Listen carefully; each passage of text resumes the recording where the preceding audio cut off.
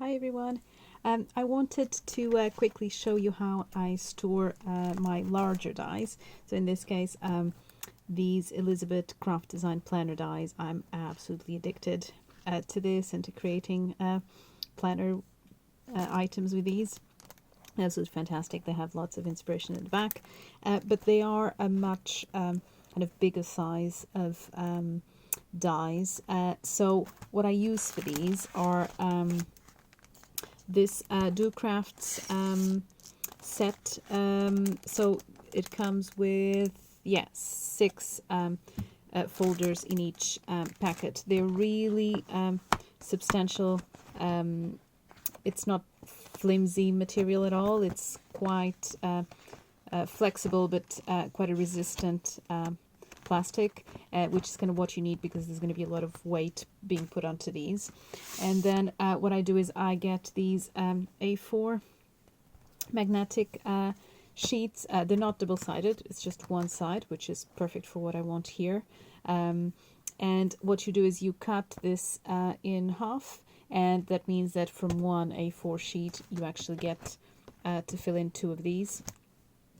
You can obviously cut it even smaller if the dies you are looking to store don't need as much, and you can maybe get more out of this. But I think the ideal thing, if you're going to fit it into these folders, would be to cut it in half. So I'm just quickly going to show you that. So I'm going to get my guillotine up here, and I'm going to cut them roughly in half.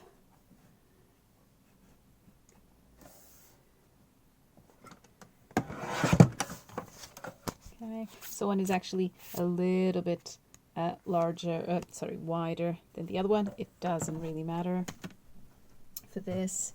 And then I'm just going to show you how they fit in to the folder. So this one is the wider of the two pieces, and you can see that there's still a little bit of wiggle room, which you really will need, because once this have the dies as well, it's going to be a little bit bulkier, so you want to not make it too hard to get them in and out of the sleeves. What I usually use for smaller ones are these Tonic Studio ones. These are double-sided and they are really, really good. Again, the plastic sleeves themselves are also quite substantial. They're not as thick as these Do Craft ones, but they are perfect. I've never had any problems with them, and it has the advantage of it comes with the magnetic sheets, and these are double-sided. And what I do is I store them all in a little basket, so these smaller ones, and then I have a slightly larger basket where I store these, but it means it's stored vertically, and I could just flip through all of the dies and easily see them. I'm kind of a visual person. I need to see them, otherwise I kind of forget what I have, and it's just easier for me to store them like that. So they'll be stored vertically, and I'll just flip through them. So that's it. I'll link to these in the description below. But it's one of the things that it's taken me ages to find a system and find some not too expensive products that were really good and that I was happy with.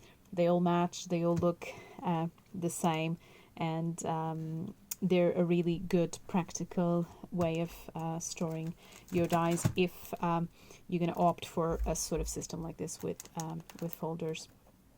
So particularly useful the larger ones, these larger magnetic sheets, the pouches, to store your kind of larger dies, or if you have several sets that you want to combine into a single one. Quite handy, for example, if you're traveling somewhere and you just want to put a whole bunch of dies into a few of these pouches, so you don't have lots of things to carry, and you're also not making it too heavy because you're reducing the number of magnetic sheets, because, as you know, these can be a little bit weighty.